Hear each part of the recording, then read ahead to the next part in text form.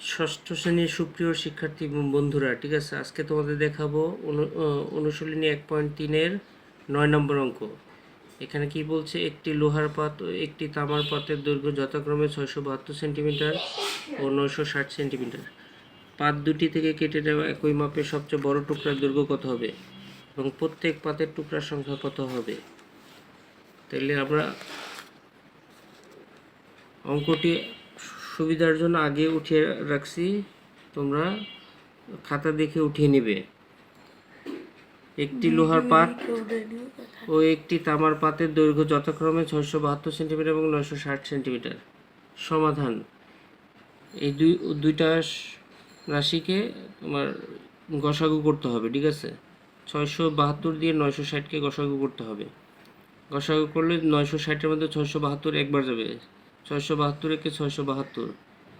তারপর বিয়োগ করি, 10 আছে কত, 2 আছে কত হলে 10 পাওয়া যাবে, 8 হইলে এখান থেকে এখানে 1 আসবে, 8 হবে। 8 আছে কত হলে 16 পাওয়া যাবে, 8 হইলে এখান থেকে এখানে 1 আসবে, 7 হবে। 7 আছে কত হলে 9 পাওয়া যাবে, 2 হইলে। তারপরে এই যে সংখ্যাটা, এইটা আবার এখানে নিয়ে আসতে হবে। নিয়ে আসলে 288 দিয়ে আবার এটাকে ভাগ করতে হবে। তাহলে 272 মধ্যে 288 দুইবার যায়, 288 দুগুণে 576, 288 দুগুণে 576।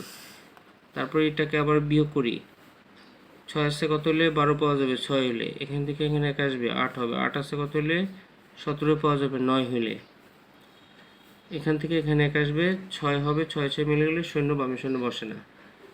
তারপর 96 দিয়ে আবার এই 288-কে এখানে নিয়ে আসতে হবে। 96 দিয়ে এই 288-কে ভাগ করতে হবে। 96 দিয়ে 3 বার যদি 96 সাথে 3 গুণ করি তাহলে 288 হবে। তাইলে আমরা পেয়ে গেলাম সবচেয়ে বড় মাপের টুকরার দৈর্ঘ্য 96 সেন্টিমিটার। এই যে এটা হবে প্রথম উত্তরটা। তারপরে কি বলছে যে লোহার পাত ও তামার পাতের টুকরার সংখ্যা কত। তাহলে লোহার পাতের টুকরার সংখ্যা, এই যে লোহার পাতের যে 672 সেন্টিমিটার, এটাকে এই 96 দিয়ে ভাগ করতে হবে। তাহলে লোহার পাতের টুকরার সংখ্যা 672 ভাগ 96, 7 টুকরা। তামার পাতের টুকরার সংখ্যা 960 ভাগ 96, 10 টুকরা। উত্তর 96 সেন্টিমিটার। এই যে 96 সেন্টিমিটার, আর লোহার পাত হলো 7 টুকরা এবং তামার পাত হলো 10 টুকরা। ধন্যবাদ।